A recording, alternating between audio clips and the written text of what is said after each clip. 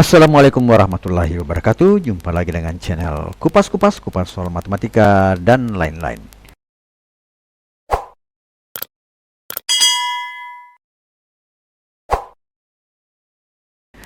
Kali ini kita akan membahas materi tentang statistika deskriptif ya. Pengertian statistik. Statistik adalah hasil data yang ditampilkan dalam bentuk grafik, tabel, dan lain sebagainya. Secara umum, statistik banyak digunakan dalam berbagai bidang studi seperti ekonomi, bisnis, manufaktur, pemasaran, dan lainnya. Pengertian statistik menurut ahli ya, ada beberapa. Pertama adalah Profesor Dr. Sujana MA, MSc, yang biasa bukunya kita pakai di awal semester ya, kalau di jurusan matematika. Di Universitas Hasanuddin itu biasa pakai ini ya, salah satu bukunya yang biasa dipakai adalah Profesor Dr. Sujana MA MSc. Statistik adalah suatu pengetahuan yang berhubungan dengan metode pengumpulan data, pengolahan data analisisnya, dan juga penarikan kesimpulan dengan berdasarkan pada kumpulan data serta penganalisisan yang dilaksanakan. Kemudian kedua, Anderson dan Bancroft. Statistik adalah ilmu dan seni pengembangan metode yang paling efektif untuk mengumpulkan, menabulasi, dan menafsirkan data kuantitatif sedemikian rupa sehingga kesalahan dalam kesimpulan dan estimasi dapat diperkirakan dengan menggunakan penalaran induktif berdasarkan probabilitas matematika atau disebut juga dengan peluang. 3. Profesor Dr. Haji Agus Irianto. Statistik merupakan kumpulan cara ataupun juga aturan-aturan yang berhubungan dengan pengumpulan, pengolahan, analisis, penarikan kesimpulan atas data-data yang berbentuk angka dengan menggunakan suatu asumsi-asumsi tertentu. Kemudian menurut Anto Rajan, statistik merupakan data kuantitatif, baik yang belum tersusun ataupun yang telah tersusun dalam bentuk tabel. Kelima, menurut Croxton dan Cowden, statistik merupakan suatu metode mengumpulkan, mengelola, dan menyajikan serta menginterpretasikan data yang berwujud angka. Tujuan statistik. Setelah memahami apa itu statistik, berikut ini adalah mengenai tujuannya. Adapun tujuan penggunaan statistik adalah sebagai berikut: sebagai sumber bahan atau keterangan mengenai berbagai hal ya.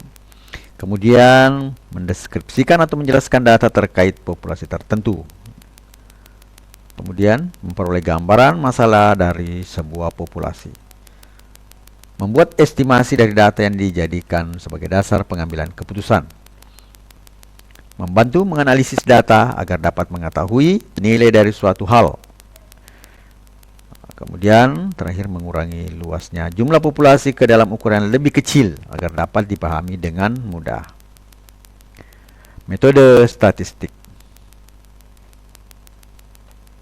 Sebelum menggunakan sebagai panduan atau acuan dasar dalam pengumpulan informasi, Anda perlu mengetahui dua metode statistik berikut ini. Yang pertama adalah statistik deskriptif. Nah, yang ini akan kita bahas ya semaksimal mungkin. Dan biasanya yang diajarkan di SMA adalah ini statistik deskriptif. Statistik deskriptif merupakan metode yang berfungsi untuk merangkum dan memberikan informasi terkait kinerja dari suatu proses.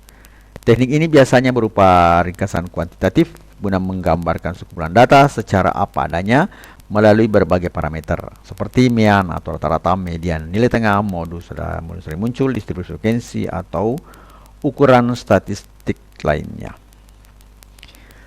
Kemudian kedua, statistik inferensial. Nah, juga ini dipelajari di matematika peminatan ya, statistik inferensial. Tadi ini matematika wajib ya, statistik deskriptif.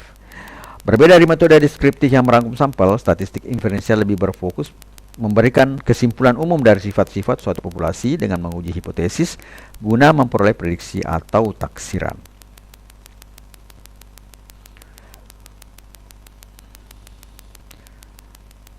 Pengertian statistika. Perkembangan ilmu statistika menjadi bersamaan dengan perkembangan sejarah manusia. Jadi ini ada data sejarahnya sedikit ya. Data statistik telah digunakan oleh bangsa-bangsa Mesopotamia, Mesir, dan Cina pada masa sebelum Masehi. Mereka menggunakan statistika untuk memperoleh informasi tentang jumlah pajak yang harus dibayar oleh setiap penduduk dan jumlah hasil panen dari pertanian. Pada masa Yunani kuno, ilmu statistika telah digunakan oleh Aristoteles dalam bukunya yang berjudul Politeia. Aristoteles menggunakan statistika untuk menjelaskan data tentang keadaan 158 negara. Pada abad pertengahan, ilmu statistika berkembang di lingkungan gereja dan digunakan untuk mencatat jumlah kelahiran, kematian, dan pernikahan. Pada abad ke-17 Masehi, statistika diterapkan di Inggris sebagai aritmatika politik.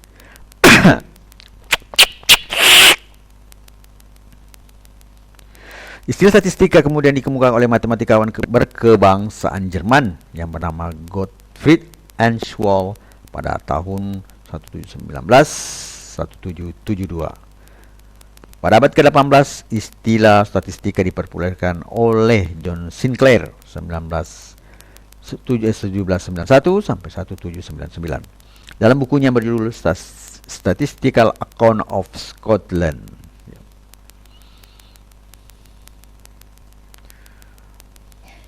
Menurut Kamus Besar Bahasa Indonesia, definisi statistik adalah ilmu yang mempelajari tentang cara mengumpulkan, mengubah data menjadi tabel, menganalisis dan menemukan wawasan atau informasi dari data. Sebagian besar data yang dikumpulkan berbentuk angka, namun tidak menutup kemungkinan ada data yang berbentuk gambar, video, bahkan audio. Seperti yang telah dijelaskan pada poin 1, statistika merupakan metode dari pengertian KBBI. Sudah jelas perbedaan statistik dan statistika, atau ilmu yang mempelajari bagaimana cara mengumpulkan dan menganalisis atau menginterpretasi data. Jadi kalau statistika itu adalah ilmunya, sedangkan statistik itu adalah datanya itu berupa tabel dan lain-lain. Jadi ilmu ini yang menganalisis informasi dari data-data yang ada. Statistika ya. Jadi tujuan statistika adalah mendapatkan wawasan yang bermanfaat yang bisa menjawab suatu permasalahan. Singkatnya, statistika adalah cabang ilmu yang berkaitan dengan data dan cara mengumpulkannya. Jenis statistik. Statistik adalah hal terkait pengumpulan data yang terbagi dalam beberapa jenis berdasarkan kriteria tertentu. Adapun jenis-jenis statistik adalah sebagai berikut. 1. Berdasarkan orientasi pembahasan. Jadi statistik berdasarkan orientasi pembahasannya dibedakan menjadi jenis matematika dan terapan. Tipe matematika merupakan statistik yang mengutamakan pemahaman model, penurunan konseptual, rumus statistik matematika teoritis, uji normalitas atau homogenitas, analisis regresi galat, dan lain-lainnya. Sementara statistik terapan lebih berfokus pada pemahaman konsep, teknik statistik yang hanya digunakan untuk diterapkan dalam disiplin ilmu tertentu. Kedua, berdasarkan fase dan tujuan analisis. Berdasarkan fase dan tujuan analisis, jenis statistik terbagi menjadi deskriptif dan inferensial, seperti yang tadi kita bilang yang sebelumnya ya. Dan seperti dijelaskan di atas yang tadi. Model deskriptif berkaitan dengan proses pengumpulan data serta penyajian data dalam bentuk tabel, grafik, diagram, mode, dan lainnya, sebagian yang lainnya.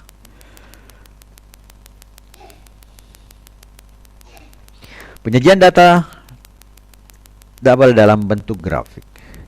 Penyajian dalam bentuk grafik adalah suatu penyajian data secara visual untuk memahami dan menginterpretasikan data. Selain dengan menghitung nilai statistika deskriptif, kadang-kadang lebih mudah dan cepat memahami data tersebut jika disajikan dalam bentuk diagram.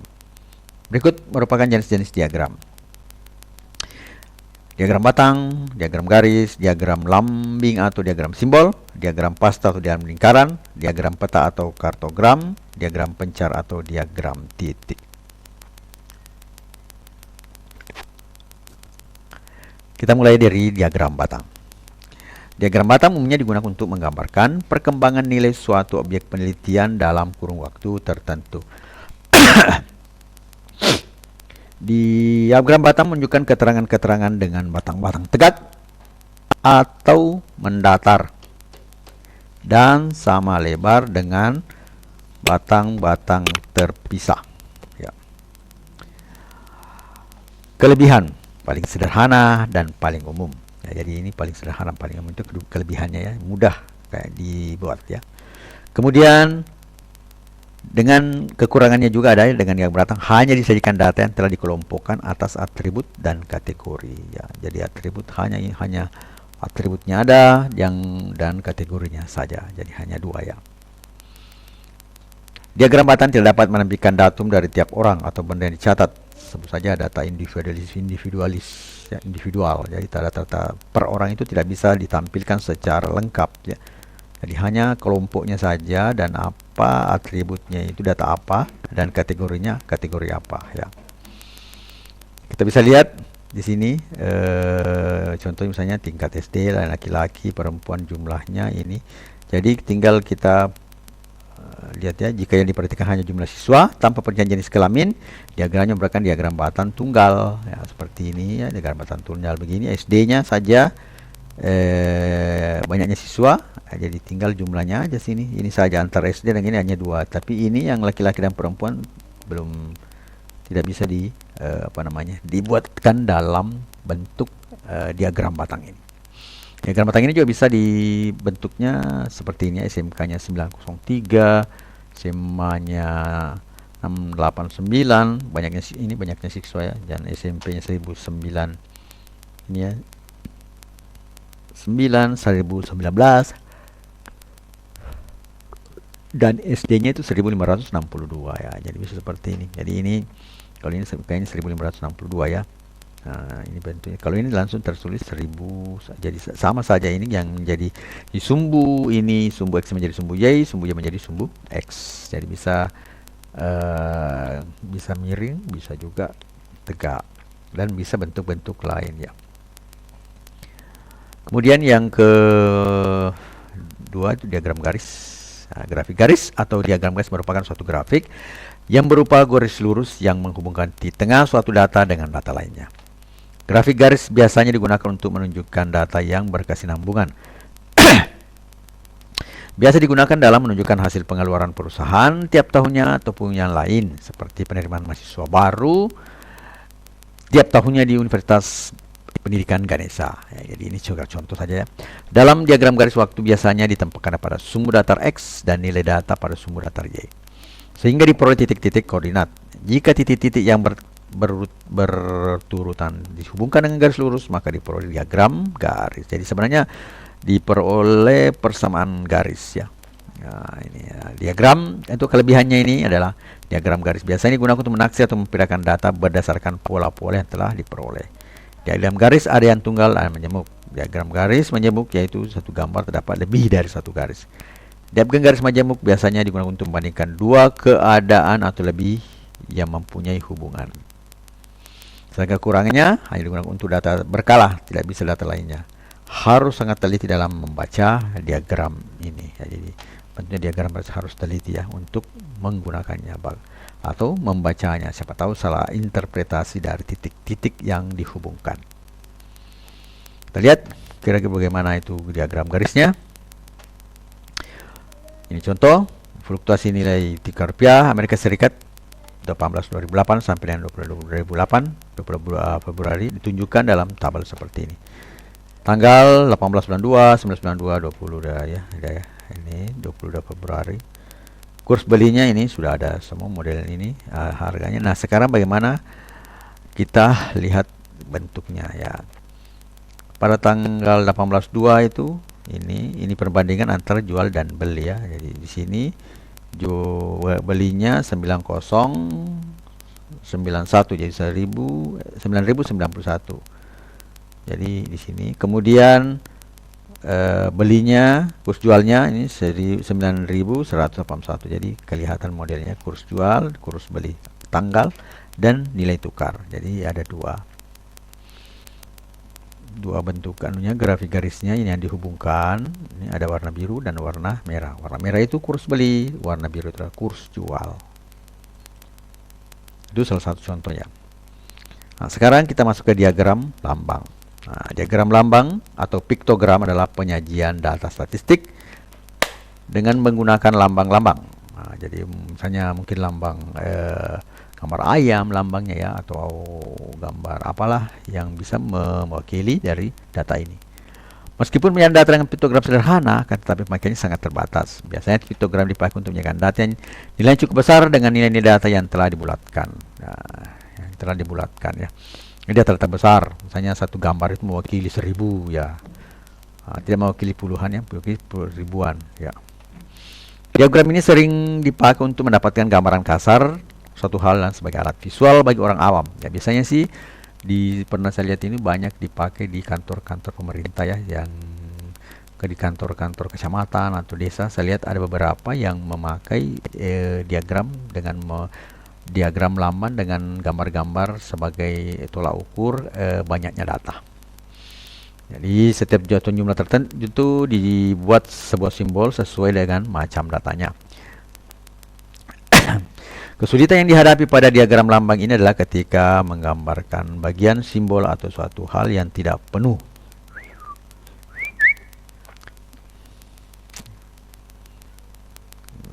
Gambar-gambar atau lambang-lambang yang digunakan dibuat semenarik mungkin sehingga lebih jelas dan mampu mewakili jumlah tertentu untuk satu gambar dan lambang tersebut.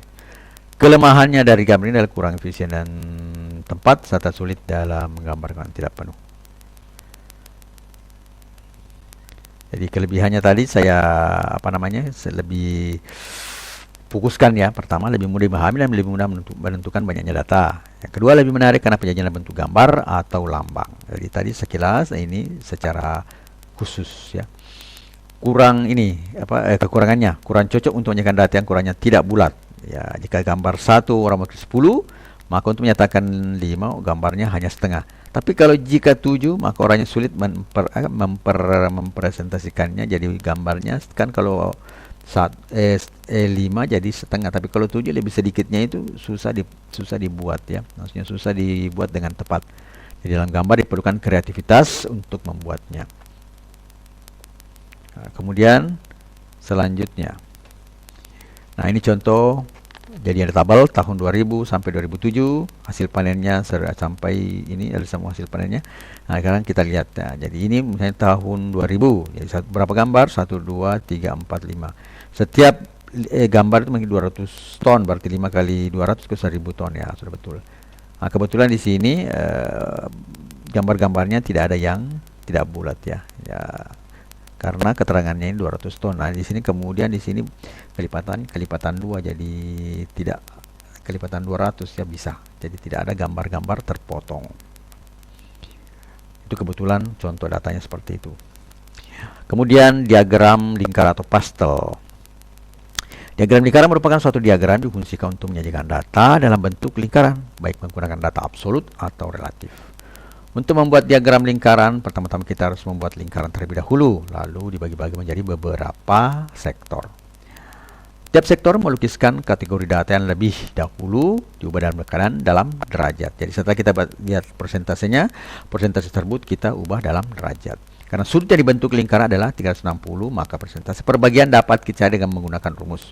N merupakan jumlah nilai yang dicantumkan pada sudut tersebut. Kelebihan, tempat untuk membuat diagram lingkaran tidak terlalu besar. Diagram lingkaran sangat berguna untuk menunjukkan dan membandingkan proporsi dari data. Jadi kalau kita lihat nanti itu akan kelihatan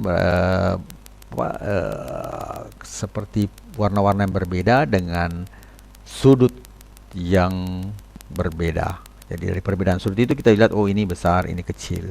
Nah, ini sama atau lebih besar, lebih kecil ya.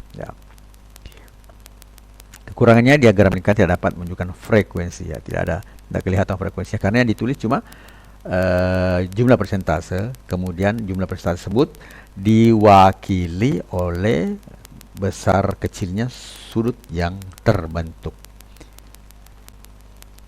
Kemudian, nah ini jenis kendaraan jumlahnya misalnya mobil 75, sepeda motor 50, sepeda 50, yang tidak punya kendaraan itu 25 orang misalnya ya.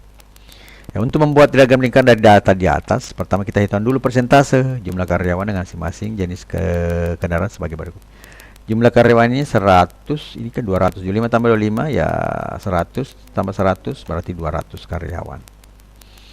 Persentase jumlah karyawan yang mempunyai mobil adalah berarti perbandingannya 75 bagi 200 jumlah sama karyawan kali 100%, atau di sini kalau dipersenkan itu 37,5%.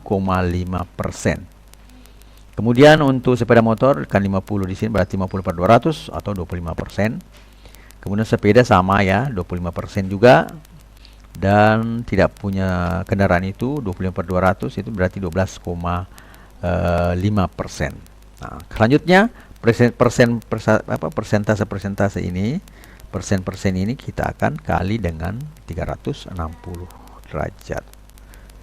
Langkah berikutnya adalah menentukan besar sudut pusat untuk menentukan luas juring-juring yang bersesuaian dengan jumlah karyawan sebagai anggota dari data tadi. Jadi sebagai berikut. Karyawan yang punya mobil itu 37,5%, kalau dikali dengan 360 hasilnya adalah 135 derajat. Yang kedua, karyawan punya motor 25% kali 360 90 derajat. Ketiga, karyawan punya sepeda 25% kali 360 90 derajat juga. Yang keempat, karyawan yang tidak mempunyai kendaraan 12,5% kali 360 sama dengan 45 derajat.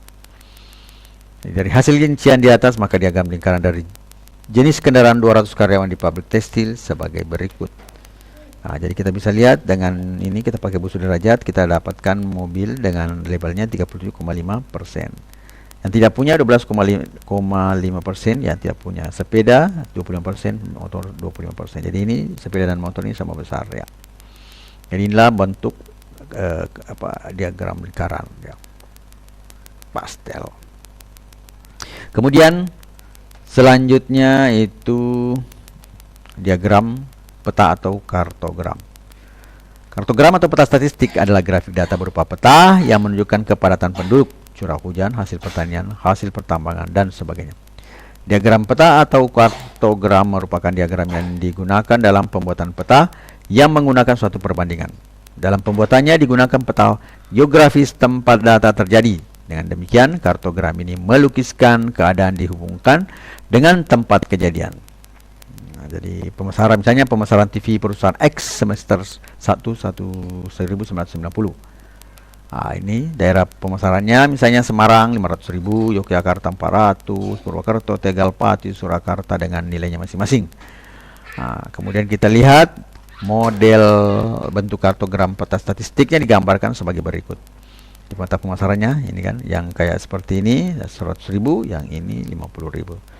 Di daerah di sini adalah 100.000, 300.000, itu namanya di sini apa, di sini juga namanya apa, ini semua nama-namanya bisa kita simbolkan ya, jadi kita tulis namanya aja di sini. Kemudian ini berarti dia mewakili 100.000.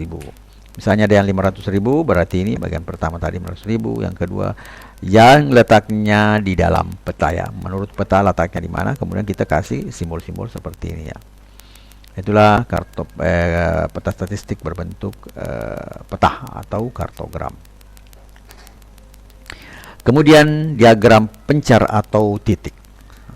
Diagram pencar biasanya digunakan untuk menggambarkan kumpulan data yang terdiri dari dua variabel seperti nilai kuantitatif. Diagramnya dapat dibuat dalam sistem sumbu koordinat dan gambarnya akan merupakan kumpulan titik-titik yang terpencar ya. Jadi pasangan-pasangan titik ya.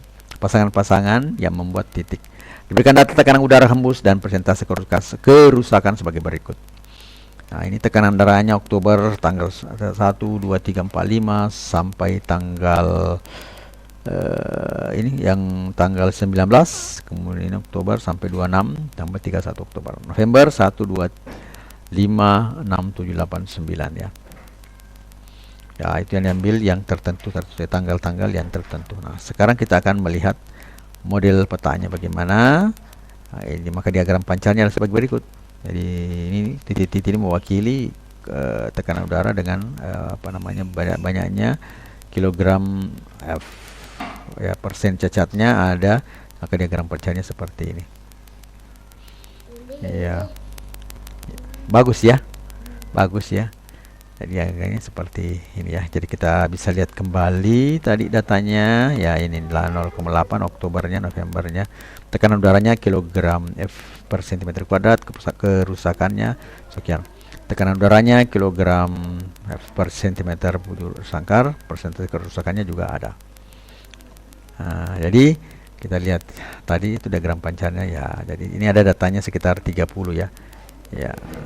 Nah, kemudian setelah kita jadi titik-titik yang berhubungan, kita buat titik-titik. Ya, makanya ini namanya diagram pencar, karena titik-titiknya sepertinya kalau kita lihat seperti kelereng yang berserakan, ya. Ya, makanya dia terpencar, maksudnya seperti itu. Kemudian selanjutnya kita akan masuk pada ukuran pusat dan sebaran data sebagai acuan pengambilan keputusan. Dua ukuran statistik, yaitu ukuran pemusatan data dan ukuran keragaman data, menjadi dasar penting pengambilan keputusan tersebut.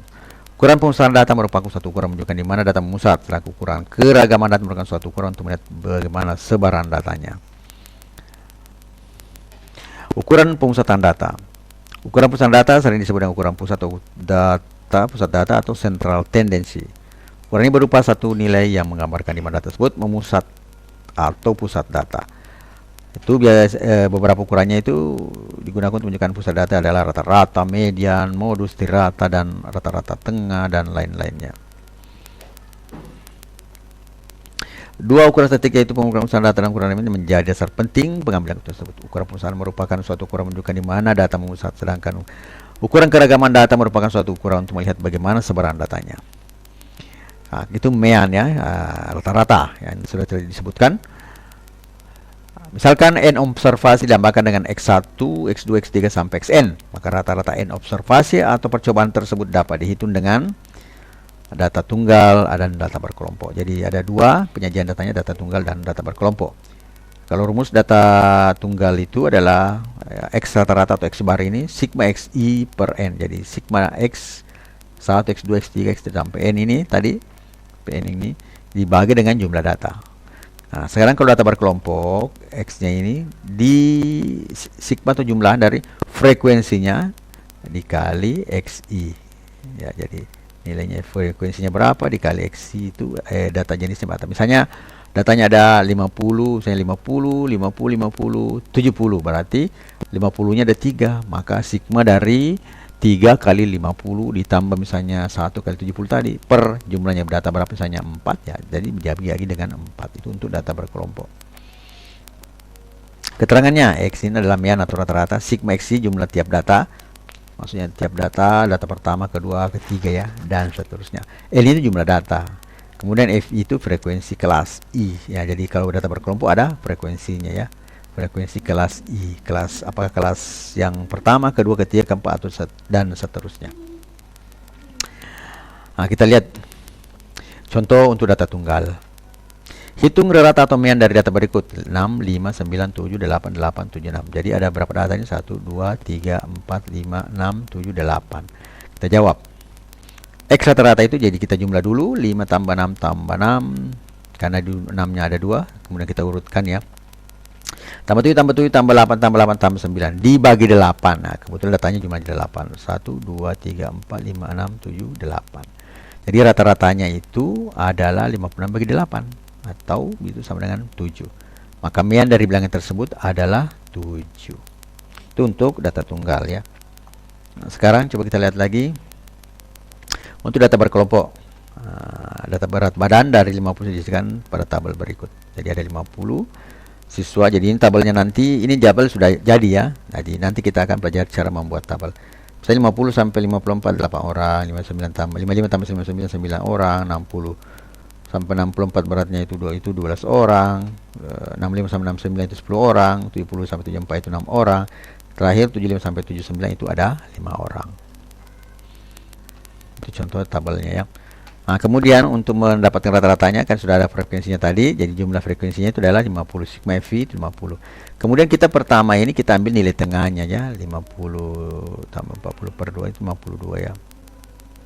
Di tengah-tengah di sini nilainya jadi 50 X 52, 55 9 itu 57, 60 sampai 44 itu 62, 65 sampai 69 67. Jadi nilai tengahnya 72, kemudian di sini 77, ya. Nah, kemudian XI kali FI jadi 52 kali 8, 416. Jadi perkaliannya semua ini 6 kali 7 dan 432, 5 kali 77 dan 35, 85. Jadi bisa kita lihat hasil perkaliannya. Nah, sigmanya ini artinya ini dijumlahkan 416 ditambah 513 tambah 774 sampai ditambah dengan 385. Nah, begitu pula yang frekuensi ini 8 sampai 9 tambah 12 tambah 10 tambah 5 tambah 6. Jadi jumlah frekuensinya itu 50, sedangkan jumlah perkalian frekuensi dengan nilai tengahnya itu adalah 3160. Sehingga menghitung rata-rata berat badan siswa itu ya tinggal dibagi saja ya, rata-rata sigma XCFV per X sigma FV. Tahu di sini bisa 3160 per 50 itu sama dengan 63,2 kg. Jadi rata-ratanya adalah 63,2 kg. Rata-rata beratnya ya. Berat siswa itu 63,2 kg. Kemudian muncul pertanyaan, bagaimana membuat kumpulan data tunggal menjadi data berkelompok dengan kelas-kelasnya. Jadi berikut kita lihat contohnya ya. Jadi tadi kan kita hanya langsung memperlihatkan kelasnya dengan kelas-kelasnya semua dengan nilai-nilainya. Nah sekarang bagaimana caranya membuat kumpulan data tunggal menjadi data berkelompok dengan kelas-kelasnya. Jadi sebenarnya ini gunanya data berkelompok ini itu membuat simple lah. Kalau kita buat data tunggal yang sampai misalnya 100 atau 200 data kan terlalu banyak. Nah ini contohnya kita lihat. Diketahui distribusi frekuensi nilai ujian peserta diklat PIM tingkat 2 LAN dari tahun 2022 diikuti oleh 7 peserta diperoleh data. Nah ini datanya, ini terlalu banyak ya, ini sekitar ada 70 peserta ini dan nilai-nilainya. Ini data tunggal ini cukup ribet ya.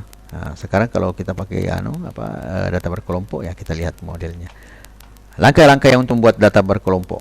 Jadi data berkelompok ya, urutkan data dari terkecil ke terbesar. Nah, jadi kalau kita urutkan ini 60, 63, 66. Jadi ini sudah diurutkan ya. Ini jadi yang kepala 6 ini, kepala 7 ke bawah ini sampai 9, kepala 8 sampai 89, kepala 9 90, 93, 94, 94 jadi 294-nya. Nah, jadi hitung jarak atau rentang. R itu sama dengan data tertinggi kurang data terendah. Kalau kita lihat dari data yang sudah ditulis itu tertinggi adalah 94, sedangkan yang terendah adalah 60. Kalau kita kurang adalah yang hitung jarak rentangnya itu adalah 34. Hitung jumlah kelas, yaitu rumusnya adalah K sama dengan 1 ditambah 3,3 log 70 karena jumlah data tadi adalah 70 ya. Ini sudah rumusnya. Kemudian kita lihat 1 ditambah 3 kali 3,3 kali log 70 itu melalui kalkulator atau melalui tabel itu didapatkan adalah 1,845.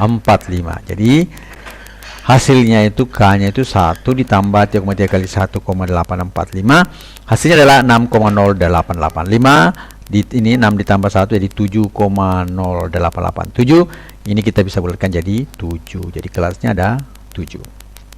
Ya, andai kan di sini 7,5 sekian bisa kita jadikan 8. Tapi di sini 7,0887 di bawahnya 4. Kenapa nak? Kenapa? Data mana hilang? Jadi 7,0887 itu sama dengan 7 ya. Jadi ada kelasnya, jumlahnya 7.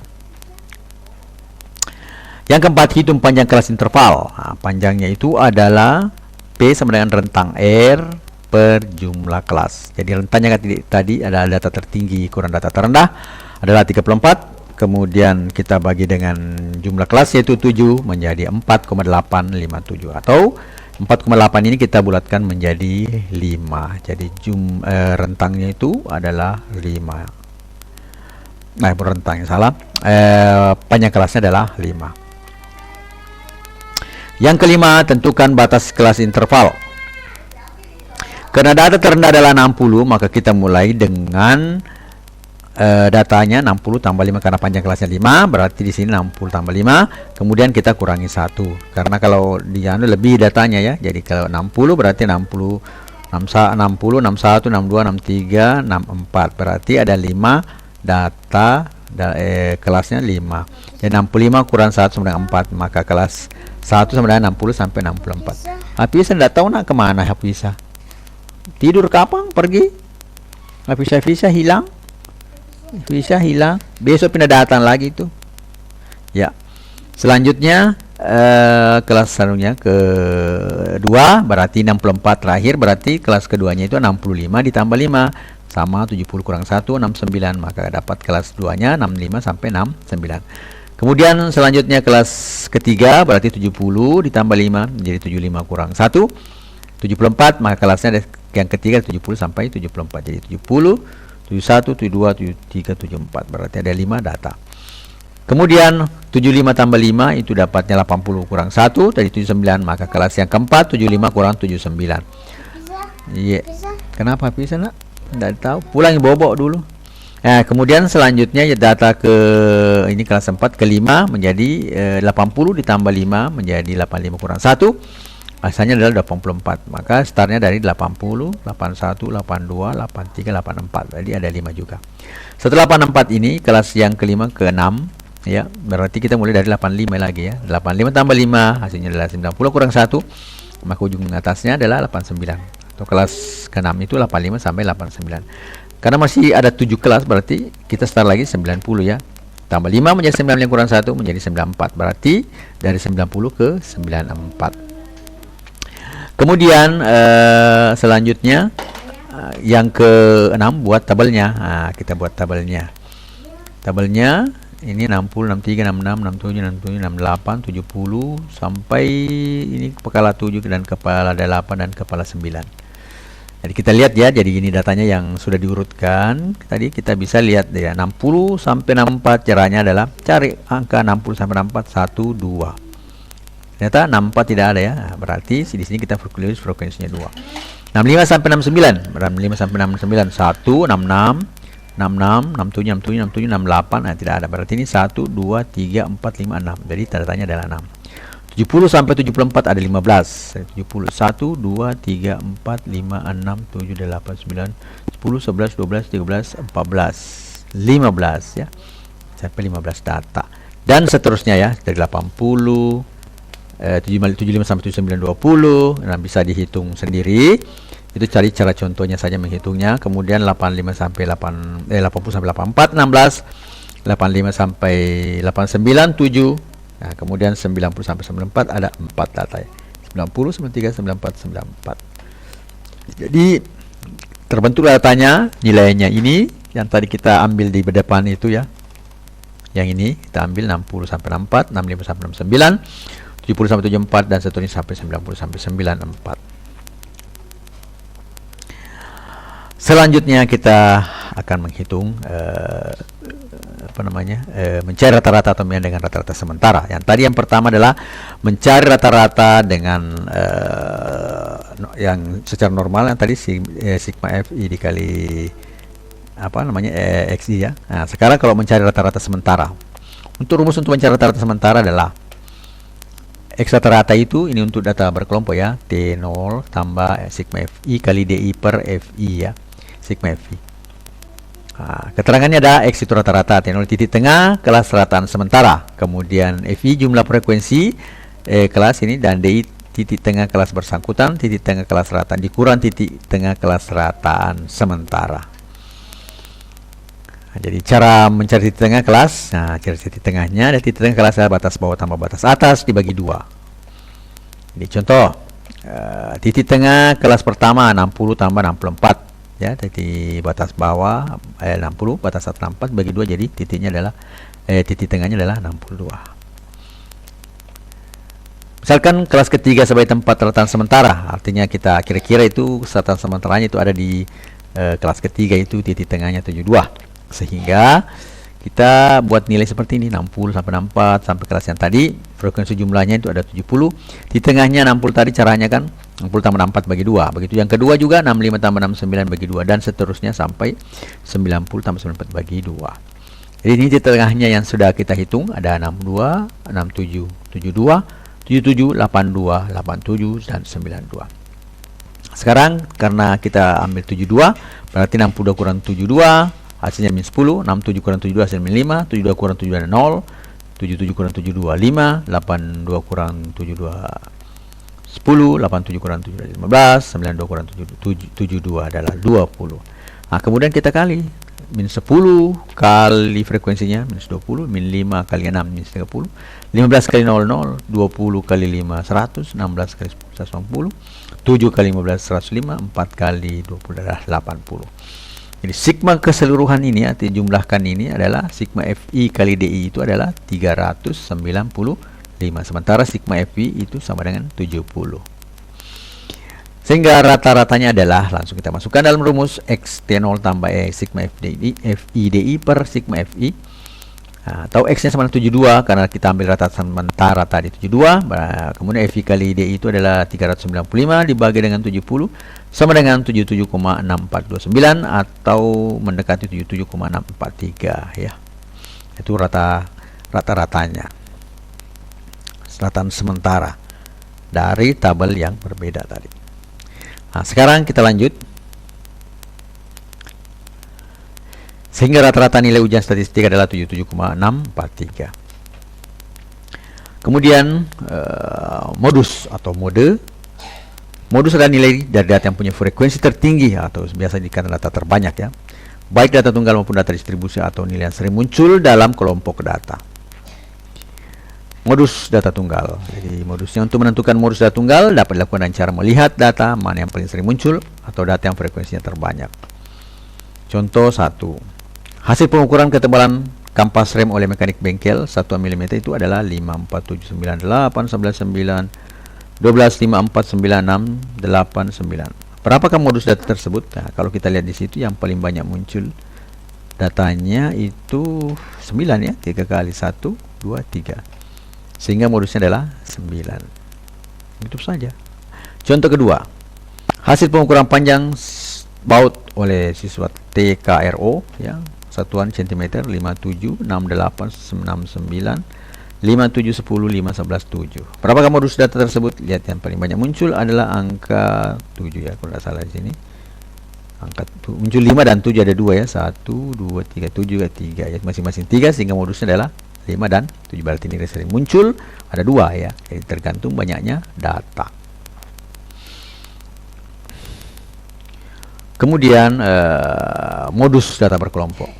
Nah, kita untuk menghitung modus data berkelompok diperlukan alat bantu rumus. Ada rumusnya ya. Nah, di rumusnya itu MO sama dengan TB ditambah D1 per D1 tambah D2 kali P. Ada yang ini keterangannya.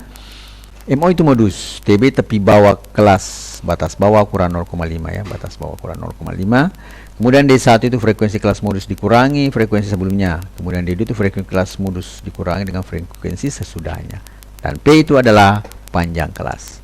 Jadi kita ambil saja tabel ya yang kita gunakan sebelumnya, yang ini ya, supaya lebih mengerti atau lebih terbiasa dan melihat bagaimana caranya mengolah rumus untuk tabel ini. Modus dari data di atas kalau kita lihat itu berada pada kelas yang keberapa nih? 1 2 3 4 ya. Ya, jadi itu lihat kelompok yang terbesar frekuensi adalah terbesar 20, itu kelas yang keempat ini. Jadi interval antara 75 sampai 79. Sehingga TB-nya itu 75 kurang 05 ini, TB 75 ini batas bawahnya kurang 0,5 itu tepi bawah. Dannya 74,5. D1 20 15 berarti 20 kurang 15 itu berarti 5. Kemudian D2-nya adalah 20 kurang 16 sama dengan 4. Modusnya sama dengan 74,5 ditambah 5 per 4, 5 tambah 4 dikali 5. Artinya 74,5 ditambah 0,56,5 sama dengan 77,3. Sehingga median nilai ujian statistik adalah 77,3. Kemudian selanjutnya, kita masuk ke median atau ME. Median adalah nilai tengah dari gugusan data yang telah diurutkan mulai dari data terkecil sampai ke terbesar atau sebaliknya. Median dibagi menjadi 2 perhitungan, yaitu median data tunggal dan median data berkelompok. Nah, kita masuk ke median data tunggal pertama ya. Mencari median data tunggal dengan cara mengurutkan data tersebut dari terkecil ke data terbesar atau sebaliknya. Contoh untuk data ganjil ya. Diketahui data 65, 70, 90, 40, 35, 45, 70, 80 dan 50.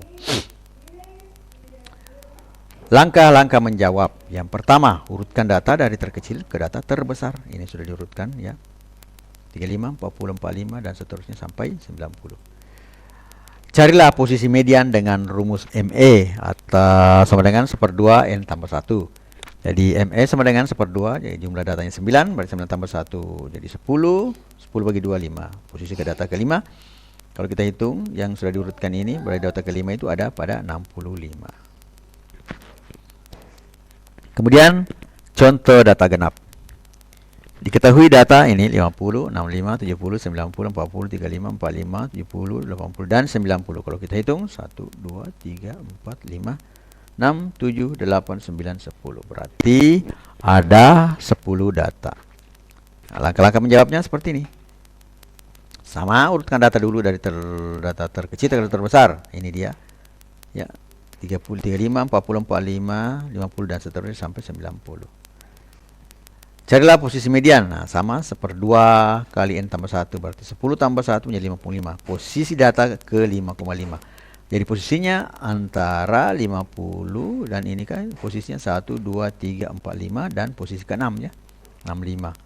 Berarti 50 dan 65. 1/2 dari 50 tambah 65 sama dengan 57,5. Jadi itu adalah median dari data yang ada di contoh kedua ini.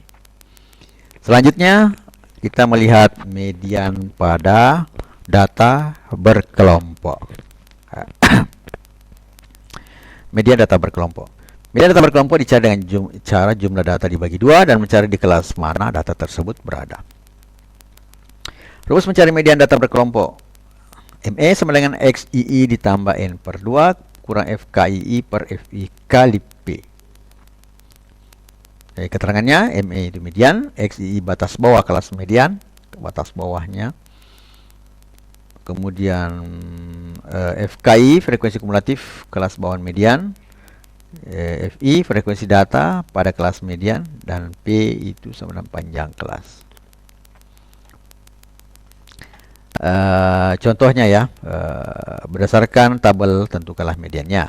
Nah, jadi ini kembali data yang kita gunakan tadi. Jawab ya. Jadi nilai ya, kita 60 sampai 64 ini frekuensinya 2. Yang disebut frekuensi kumulatif itu, misalnya 65 sampai 69 ini adalah 6. Frekuensi kumulatifnya adalah 6 tambah 2 8. Nah, ini 70 sampai 74, ini 15. Frekuensi kumulatifnya 23 dari 15 tambah 8. Begitu seterusnya sampai 90 sampai 94, 66 tambah 4 sama dengan 70. Jumlah data adalah 70. Mediannya itu 1/2 dikali 70 tambah 1 atau sama dengan 35,5. Jadi posisi data pada data ke 35,5. Sehingga mediannya terletak di data ke 35,5. Data ke 35,5 ini berada pada kelas interval yang kelas 4, yang keempat ya, yang ini 75 sampai 79. Kelas interval keempat ini disebut kelas median. Melalui informasi kelas median bisa kita peroleh, tapi bahwa kelas median sama dengan 74,5 ya. Frekuensi kumulatif sebelum kelas median adalah 23. Frekuensi kelas median sama dengan 20. Diketahui juga bahwa panjang kelasnya sama dengan 5. Secara matematis bisa diringkas sebagai berikut ya. XII 74,5, N-nya 70, FKII 23, FI 20 dan P-nya 5. Jadi ME itu mediannya itu ini batas tepi bawahnya 74,5. Kemudian N-nya itu 70 bagi 2, FKII itu 23, frekuensi kumulatif sebelum kelas median. Kemudian frekuensinya kelas median dikali panjang kelas. Hasilnya adalah 74,5. Ini 70 bagi 2, 35 kurang 23 per 20 dikali 5. Hasilnya adalah 74,5 sama dengan ditambah 12 per 20 kali 5 sama dengan 74,5 ditambah 3 sama dengan 77,5. Sehingga median nilai ujian statistik yang di atas tabel tadi adalah 77,5. Kemudian kuartil. Nah, jadi kuartil masih ingat kuartet? sering main kuartet pada masa-masa kecil dulu ya. Ya, pahlawan-pahlawan super ya.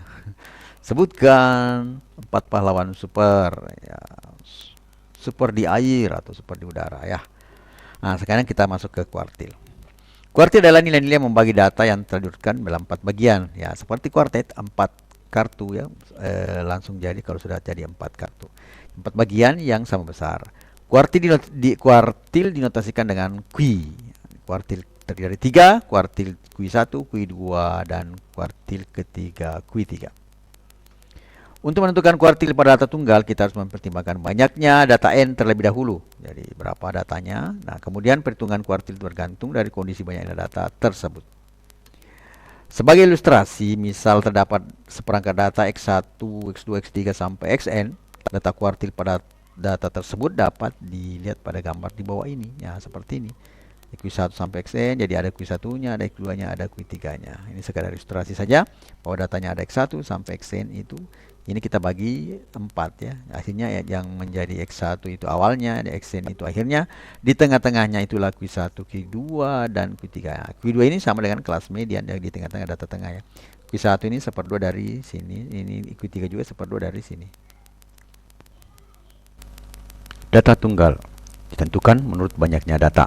Kuartilnya adalah sebagai berikut. Kuartil untuk banyaknya data N ganjil dan N tambah 1 habis dibagi 4. Q1 itu sama dengan X dalam kurung N tambah 1 bagi 4. Q2 itu sama dengan X dalam kurung 2N tambah 1 bagi 4. Dan Q3 itu sama dengan X dalam kurung 3 kali N tambah 1 per 4. Kemudian untuk yang kedua, kuartil untuk banyaknya data N ganjil dan N tambah 1 tidak habis dibagi 4. Q1 sama dengan X dalam kurung N kurang 1 bagi 4 ditambah X dalam kurung N tambah 3 bagi 4 per 2. Kemudian Q2 sama dengan X dalam kurung 2 kali dalam kurung N tambah 1 per 4 ya.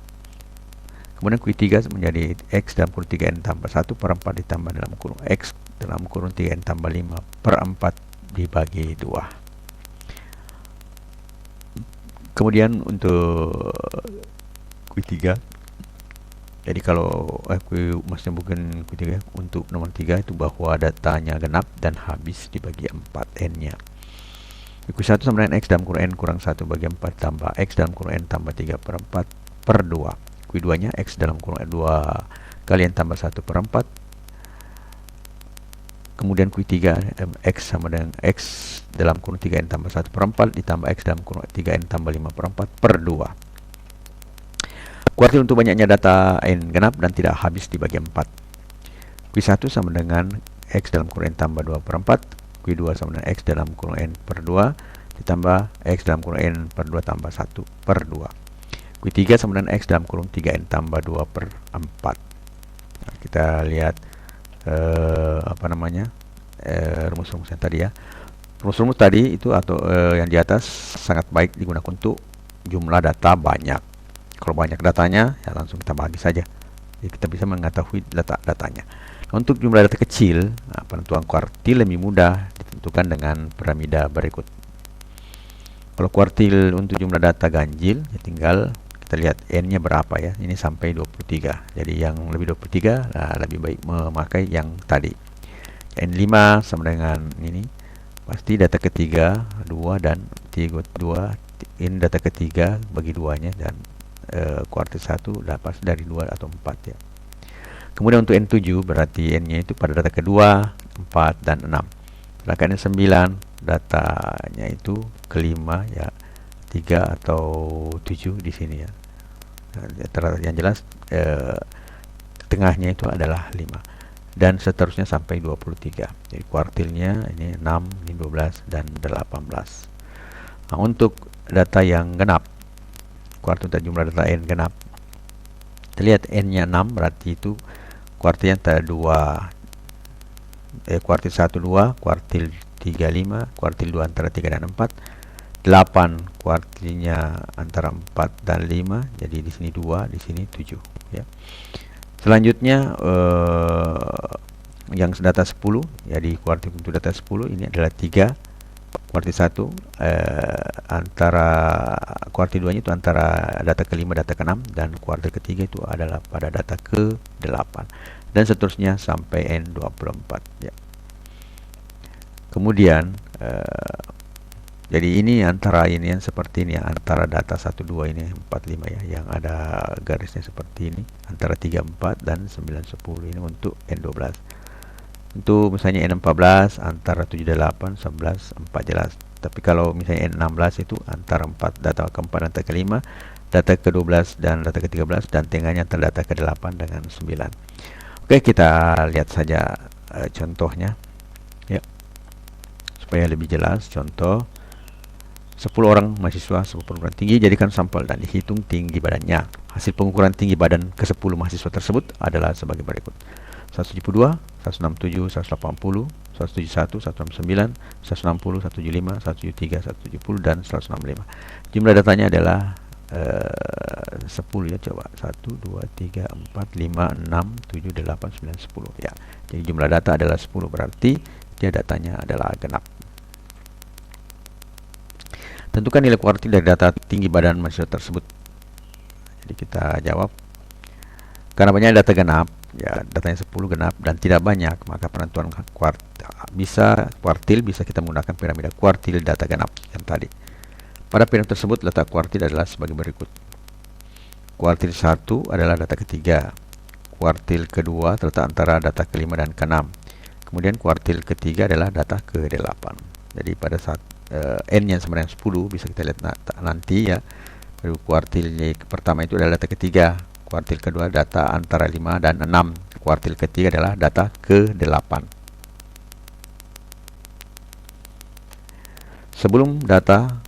Sebelumnya data itu harus diurutkan terlebih dulu. Hasilnya dengan sebagai berikut: 160, 165, 167, 69, 170, 71, 72, 73, 75, dan 180.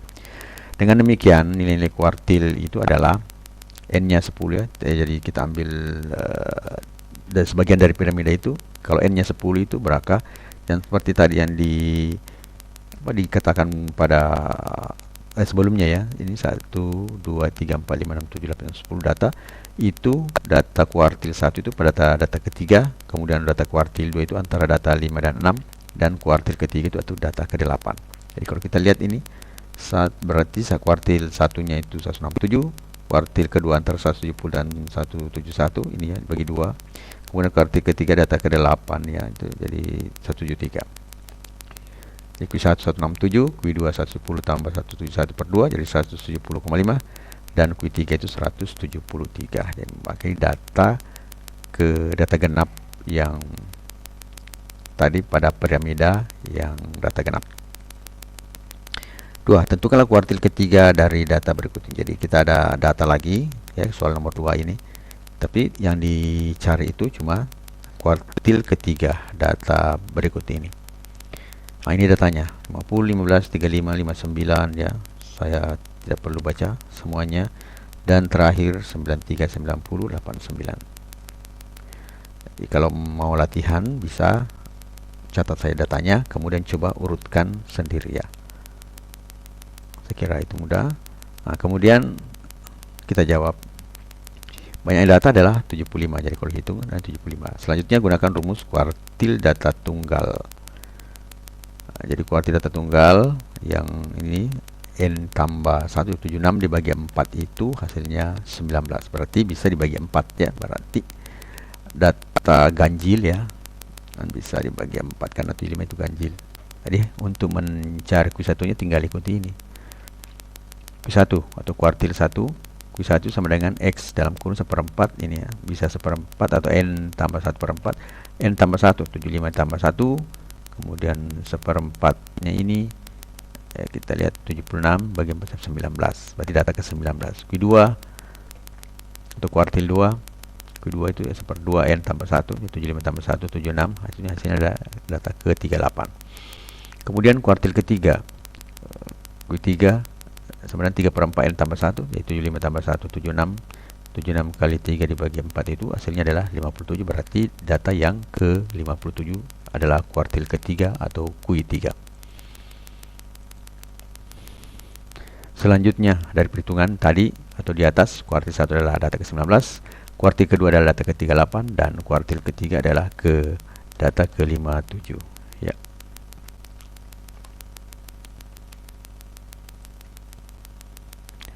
Selanjutnya, untuk mendapatkan data-data tersebut, maka urutkan data dari nilai terkecil hingga terbesar. Jadi prosesnya seperti itu.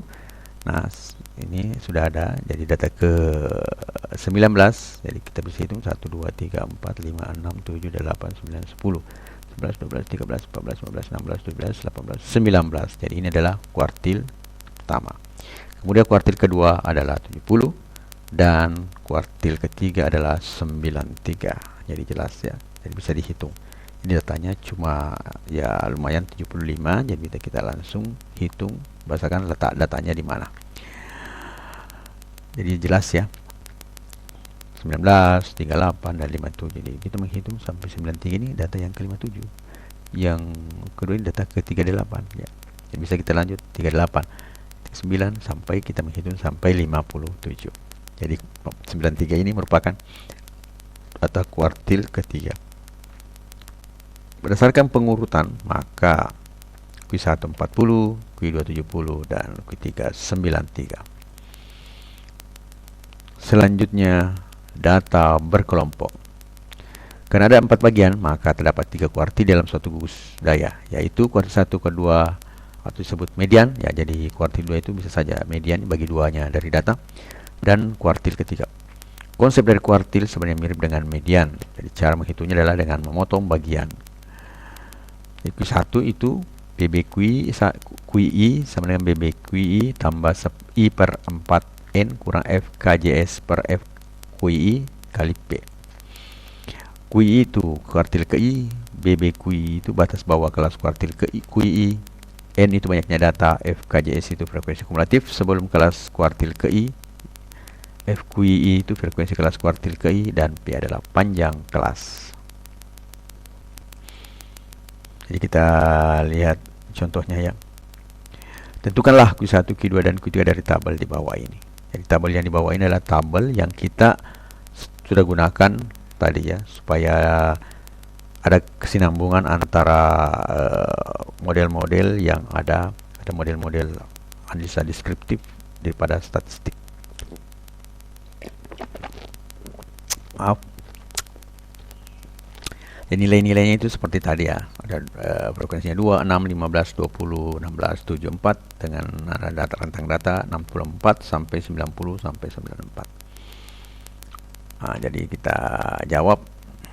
Hal yang pertama dilakukan untuk menjawab contoh soal kuartil data kelompok ini adalah mencari frekuensi kumulatif. Ya, jadi sudah pernah kita singgung masalah frekuensi kumulatif sebelumnya. Jadi kita bisa lihat saja langsung diambil. Nah, jadi ini yang 660, 64, 2, 65 sampai 69 jadi 8. Jadi saya ingatkan saja 8 ini berasal dari 6 tambah 2. 71, 74 itu 15 berasal dari 23 ini berasal dari 8 tambah 15. Kemudian 43 berasal dari 23 sampai 24 20 dan seterusnya sampai 66 tambah 4 itu 70. Jadi saya hanya mengingatkan kembali untuk mencari frekuensi kumulatif. Selanjutnya tentukan nilai kuartil bawah, kuartil tengah, dan kuartil atasnya. Jadi Q1 itu 1/4 kali 70, 17,5. Artinya data ke 17 dan antara 17 dan 18 ya.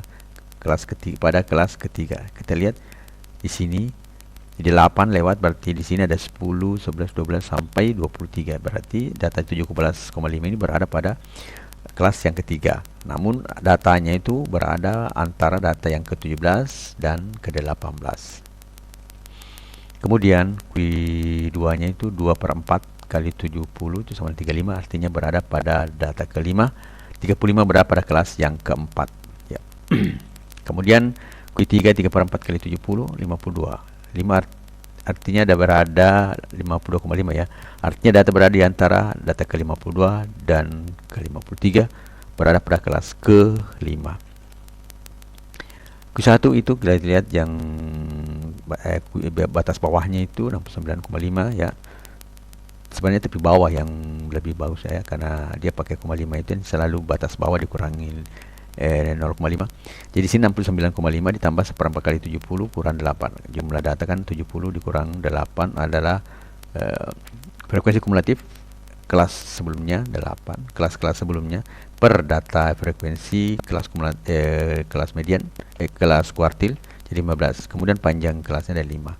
Hasilnya ini adalah 72,67. Kemudian untuk Q2 itu berasal dari kelas keempat, berarti di sini 75 kurang 0,5 jadi 74,5. Nah, di sini tambah 2/4 kali 70 kurang 23, jadi frekuensi kumulatif sebelum kelas itu ada 23 per frekuensi kelas kuartil tersebut dikali 5, itu sama dengan 77,50. Yang ketiga adalah terakhir yang di kelas kelima ini ya. Jadi Q2-nya itu kan ini 80 sampai 84 ya. Jadi kita kurangi 0,5, 80 menjadi 79,5.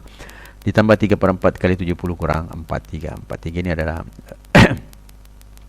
frekuensi kumulatif kelas sebelumnya. Jadi 16 adalah frekuensi kuartil ketiga dari kelas kuartil ketiga dikali dengan 5, hasilnya adalah 82,47. Selanjutnya desil. Nah, desil ini itu merupakan persepuluhan ya. Jadi tadi perempatan kuartil, sekarang desil itu persepuluhan. Jadi istilah statistik membagi sekumpulan data yang terurut menjadi 10 bagian yang sama. Jadi terdapat 9 nilai yang membagi data populasi menjadi 10 fragmen yang sama. Sehingga setiap fragmen mewakili 1/10 atau 10% dari populasi. 9 nilai desil tersebut yaitu desil 1 atau disingkat D1, desil 2 D2, desil 3 D3, desil 4 D4, desil 5 D5, desil 6 D6, desil 7 D7, desil 8 D8, dan desil 9 D9. Desil 5 D5 adalah median, jadi bisa saya kelas median ya, dengan D5 itu bagi 2 dari data tersebut. Jadi sekumpulan data yang dibagi dengan desil. Jadi D5 ini mediannya karena dibagi 2 ya. Selanjutnya rumus desil data tunggal. Desil data tunggal itu menjadi DI. Jadi DI itu sama dengan I dikali N tambah 1/10. Keterangannya D itu desil. Kalau I berarti desil ke I, berarti desil ke 1, desil ke 2, desil ke 3, dan maksimalnya desil 9. I-nya ini 1 sampai 9 atau desil yang ingin dicari, dan N-nya itu banyaknya data. Jadi kalau kita lihat contohnya, John diberikan satu set titik data yang tidak disortir. Dia minta untuk mengurutkan nomor dan membagi menjadi 10 bagian sama. Jadi bantulah John melakukan tugas mengurutkan 23 angka acak tersebut dan menjadikannya sebagai desil. Angka mentahnya yaitu, jadi angka-angkanya ini 24, 32, 27, 32 ini ya, 42 sampai 30. Kita jawab. N-nya sama dengan 23 ini 1, 2, 3, 4, 5, 6, 7, 8, 9, 10. Ini sudah ada 23, cuma kita memastikan saja. Ini juga berarti kalau 10 di atas karena sama besar, jadi berarti 10 ditambah 3 berarti 23. Pertama kita urutkan terlebih dahulu angka-angka tersebut sehingga menjadi. Jadi kalau urusan mengurut ya kita bisa lakukan, jadi tinggal misalnya yang terkecil berapa, nah 23, 23, 24, angka 24 berapa, cuma 1, 27 berapa, dan seterusnya. Ternyata 32 ini ada 3, 4, 55 ada 2, dan seterusnya sampai 77. Lalu hitung setiap desilnya dengan menggunakan rumus data tunggal seperti yang sudah dijelaskan di atas tadi. Jadi DI sama dengan I dikali tambah 1/10. Ya, desil pertama jadi itu 1 di dalam kurung kali 20 tambah 1/10, hasilnya adalah 2,4. Maka datanya itu antara 2 dan 3. Di 1 ada mana 24, di 0,4, di sisanya 0,4 dikali 27 kurang 24 sama dengan 25,2. Untuk D2, 2 kali 23 tambah 1/10 jadi 4,8. Jadi datanya antara data keempat dan kelima, sehingga D2 nya itu adalah 0,8 kali 32 kurang 30, hasilnya 31,6. Kemudian D3, 3 kali 23 tambah 1/10 sama dengan 7,2. Data ke antara 7 dan 8 ya, sehingga D3 sama dengan 32 tambah 0,2 kali 33 kurang 32, hasilnya 32,2. Kita bisa lihat ya, D4 9,6, hasilnya adalah antara data 9, 10, hasilnya 36. Nah, kemudian untuk data kelima itu hasilnya data ke-12. Jadi langsung saya ke data ke-12 berarti pada angka ke-12 yaitu 45. Nah, jadi D6 nya itu ada 14,4, berarti antara 14 dan 15. Datanya itu adalah 54,4. D7 itu 16,8, berarti antaranya itu 16 dan 17, tepatnya 55,8. D8 nya itu antara data 19 dan 20, hasilnya didapat adalah 60,4. data ke-9 ya, desil terakhir, jadi hasilnya 21,6, berarti dia berada antara 21 dan 22, sehingga di sini ada 63, 0,6 kali 7 kurang 63, hasilnya 68,4. Jadi itulah ke-9 desil yang ada pada data yang digunakan di sebelumnya, karena yang ditanyakan adalah seluruh data ya, desilnya. Jadi semua desilnya adalah 9. Selanjutnya kita rumus desil data berkelompok ya, masuk ke data berkelompok. Jadi kita ambil lagi ini, rumus desil data berkelompok adalah DI sama dengan TB ditambah L dikali I dikali N per 10 kurang F per F. Nah, ini sebenarnya rumusnya ini bisa kita pakai bagaimanapun modelnya ya. Mungkin ada dapat rumus yang lain di buku yang lain atau di internet dan tidak sama, tapi lihat dulu keterangannya. Kalau keterangannya berbeda berarti rumusnya mungkin salah. Jadi kalau ini keterangannya, kita lihat D itu desil ke I ya. Jadi desil ke 1, 2, 3, 4, dan 9. N nya itu banyaknya data. F itu frekuensi kumulatif kelas sebelum kelas desil. F kecil ini frekuensi kelas desil. TB itu tepi bawah kelas desil. Dan L nya itu adalah lebar kelas. Di rumus lain ada P dan seterusnya, ini jadi tidak bermasalah. Yang jelas yang paling penting adalah keterangannya, apa yang dia maksud ya. Jadi simbol-simbol ini ya bisa saja diganti-ganti. Nah, kita lanjut ya. Data berkelompok. Kita langsung contoh saja.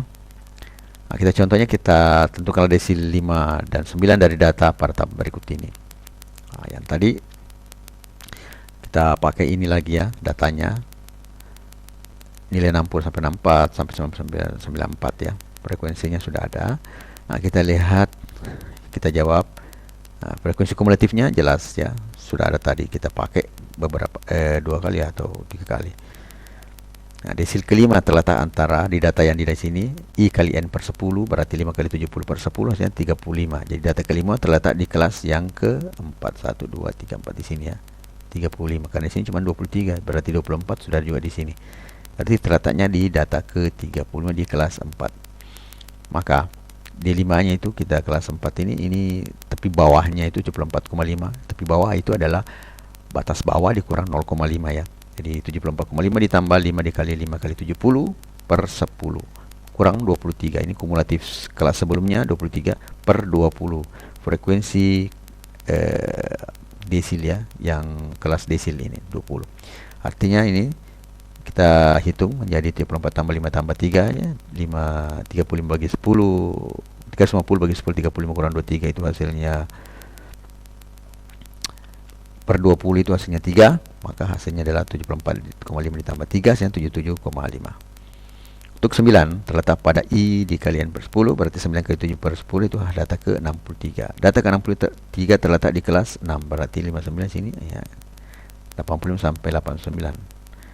Jadi hasil desil 9-nya itu 84,5, batas bawah dari sini berarti 85 kurang 0,5, berarti 84,5 ditambah 5 kali dalam kurung 9 kali 70 per 10 kurang 59 per 7. Hasilnya adalah 84,5 ditambah 2,857 atau sama dengan 87,357.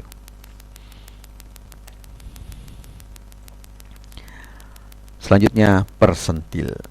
Desil itu per 10, persentil itu per 100. Jadi ada 100 data ya. Persentil salah satu metode untuk membagi data menjadi 100 sama banyaknya. Jadi ada 99 buah nilai persentil. Rumus persentil data tunggal PI sama dengan IN tambah 1 per 100. Keterangan ini bukan desil, ini persentil ya, salah di sini. Ini I sama dengan 99 ya, persentil yang ingin dicari, dan N itu banyaknya data. Di sini P itu persentil bukan desil ya, salah tulis. Selanjutnya contoh. Diketahui sebuah deret angka datanya adalah 9, 11, 10, 8, 6, 7, 5, 7, 5, 4. Nah, jadi mungkin ada yang berpikir kalau persentil itu datanya itu 100. Oh tidak, jumlah data itu yang dibagi 100. Jadi sama dengan desil tadi. Desil itu jumlah data itu yang dibagi 10. Mau berapapun datanya, yang jelas persepuluhan dari jumlah data tersebut. Nah, ini perseratusan dari jumlah data. Jadi ini jumlah datanya berapa ya? 1, 2, 3, 4, 5, 6, 7, 8, 9, 10. Jadi 10 data dicari persentilnya. Tentukan persentil ke-50 dan persentil ke-85. Jadi masukkan saja di rumusnya ya. Kita jawab. Pertama-tama itu kita urutkan data dulu ya, hasilnya seperti ini. 4, 5, 5, 6, 7, 7, 8, 9, 10, 11. Kemudian gunakan rumus persentil data tunggal. Jadi langsung saja urutan ke-50 berarti 50 kali 10 tambah 1 per 100 itu data 5,5. Data ke 5,5 ya. Jadi data terletak antara 5 dan 6. Sehingga P50 adalah 7 ditambah 0,5 dikali 7 dikurang 7. Ini kan 1, 2, 3, 4, 5 di sini. Jadi ini sama dengan 7. Kemudian jadilah persentil ke-50 adalah 7. Kemudian letak nilai persentil ke-85 diurutkan. 85 dikali 10 tambah 1 per 100 itu sama dengan 9,35. Berarti antara data ke-9 dan 10. Jadi data tersebut terletak antara 9 dan 10 sehingga P85 ada 10 ya. Data 10 di sini 0,5 dikali 11 kurang 10 sama dengan 10,35. Cukup mudah kan untuk mencarinya. Jadi, kalau datanya ya kurang ya mudah seperti ini. Tapi kalau datanya misalnya ada 200 data tunggal, wah, suatu pekerjaan juga ya untuk mencari persentil-persentilnya. Karena kita harus, yang menjadi masalah itu sebenarnya itu pada saat kita mengurutkan data. Mengurutkan 100 data acak atau 200 data acak itu suatu pekerjaan berat. Nah, selanjutnya kita masuk ke ini ya, jadi persentilnya 85 adalah 10,35. Kita masuk ke data berkelompok ya, persentil data berkelompok. Jadi PI sama dengan TB tambah L kali I kali N per 100 kurang F per F. Jadi ini sebenarnya rumus persentil dan desil ini yang berubah itu hanya pada ini ya, IN per. Ya, di sini kalau dia desil per 10, kalau dia persentil per 100. Keterangannya ini P sama ini harusnya di sini pada persentil I dan banyaknya data, F frekuensi kumulatif kelas sebelum desil, frekuensi kelas desil F, TB tapi bawah kelas desil, L lebar kelas. Kita langsung saja kepada contoh. Masuk ya. Nah, contohnya tentukanlah persentil ke-75 dari data tabel berikut. Jadi persentilnya persentil 75 dari tabel yang kita gunakan sebelumnya. Kita jawab. Nah, jadi frekuensi kumulatifnya sudah jelas, sudah berapa kali kita gunakan tadi. Kemudian kita lihat desil ke persentil ke-75 ini jadi salah. Di sini harusnya persentil ke-75 terletak pada I kali N per 100 sama dengan 75 kali 70 per 100. Hasilnya adalah 52,5. Berarti datanya terletak antara data ke-52 dan ke-53. Nah, kalau kita lihat di sini, ini berada pada ini yang versi kumulatif 59. Ini berarti pada kelas kelima ya, 1, 2, 3, 4 ya. Jadi pada kelas kelima maka masukkan saja P75 79,5 berarti 80 kurang 0,5 sehingga 79,5 menunjukkan tepi bawah ya. Ditambah 5 dikali 75 kali 30 per 100 dikurang kumulasi frekuensi kumulatif sebelumnya yaitu 43. Frekuensi kelas persentilnya itu adalah 16. Jadi kalau kita hitung menjadi 79,5 ditambah 2,969 hasilnya adalah 82,469. Selanjutnya kita masuk pada ragam. Ragam atau biasa orang bilang varian ya.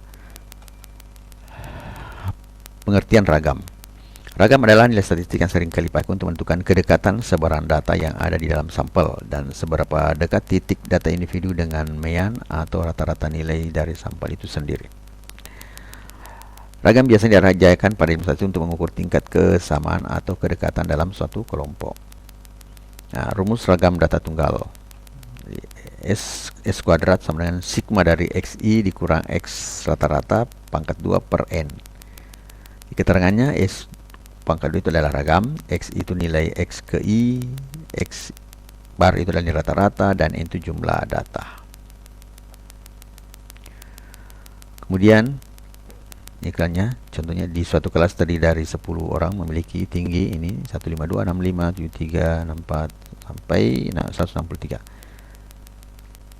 jawab berapa ragamnya. Jadi satu menghitung nilai rata-rata dulu, nilai yang ada. Nilai rata-rata sama dengan jumlah dari setiap nilai yang ada pada kumpulan data dibagi dengan jumlah data tersebut. Jadi sigmanya adalah sigma xi 52 dijumlahkan semuanya itu tanpa harus diurutkan dibagi 10. Hasilnya adalah 1630 dibagi 10 163. Rata-ratanya. Menghitung penyimpangan setiap data-rata dari rata-ratanya, yaitu dengan cara mengurangi nilai dari nilai rata-rata. Jadi sigma xi dikurang x rata-rata kuadrat. Jadi data 152 dikurang 163 dikuadratkan, 165 dikurang 163 dikuadratkan, 173 dikurang 163 dikuadratkan, dan seterusnya sampai 168 kurang 163 dikuadratkan. Setelah itu jumlahnya kalau hitung-hitung ya nilai rata-ratanya itu ini ya, kuadratnya ini 99161 sampai 25/10, hasilnya adalah 547 dibagi 10 itu adalah 54,7. Itu adalah ragamnya. Jadi nilai kedekatan antara satu data itu adalah 54,7. Jadi nilai ragam data tersebut adalah 54,7. Kemudian rumus ragam data berkelompok. Rumus data berkelompok ini adalah jadi sigma fi dikali xi dikurang x rata-rata pangkat 2 per n. Jadi sama yang di atas tadi, yang tidak ada adalah fi adalah frekuensinya ya. Jadi keterangannya sudah ragam, xi nilai rata, x ke i, x rata-rata nilai rata-rata, x bar maksudnya nilai rata-rata, n adalah jumlah data, dan fi itu frekuensi kelas ke i. Satu, tentukan ragam dari data berkelompok di bawah ini. Ini contoh ya. Nah, ini yang kita pakai di tabel ini. Kita langsung saja untuk menjawabnya. Satu, menghitung nilai rata-rata yang ada. Nilai rata-rata sama dengan jumlah setiap nilai yang ada dalam kumpulan data dibagi dengan jumlah data tersebut. Nah, ini ya. Jadi xi-nya 62, fxi-nya itu ini. Hasilnya 5435 dan jumlah data atau frekuensinya adalah 70.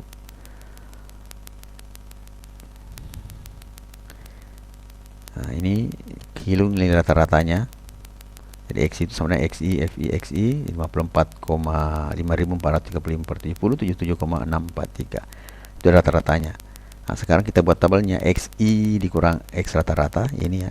Berarti xi-nya itu 62, x rata-ratanya tadi 77, berarti ada minus 15 ya, 643. Sini xi-nya adalah 67 dikurangi 77, hasilnya min 10,643, dan seterusnya sampai 92 dikurangi 72 dikali frekuensi dikurangi dalam 14,357. Kemudian xi dikurang x rata-rata kuadrat. Nah, ini hasilnya ya 15,6, hasilnya 244. Kemudian min 10,643 dikuadratkan menjadi 113,27. Ini 0,41. Dan di sini 18,98, dan di sini adalah 67,6, dan terakhir 206,12. Kemudian FV yang mungkin dikali dengan frekuensinya 244,7 dikali kuadratkan itu 489,407. Hasil sigmanya itu 3369,07. Jadi ini hasil sigmanya. Jadi kita masukkan saja ke rumusnya adalah XFI kali ini. Jadi ini sigmanya ini adalah 3396,07 dibagi 70. Hasilnya adalah 48,52.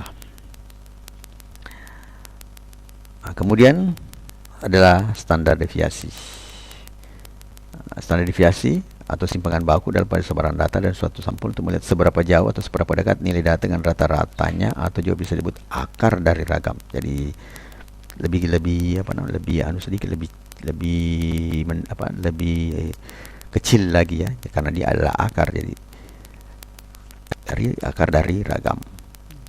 Nah, kemudian kita lanjut contohnya standar deviasi data tunggal.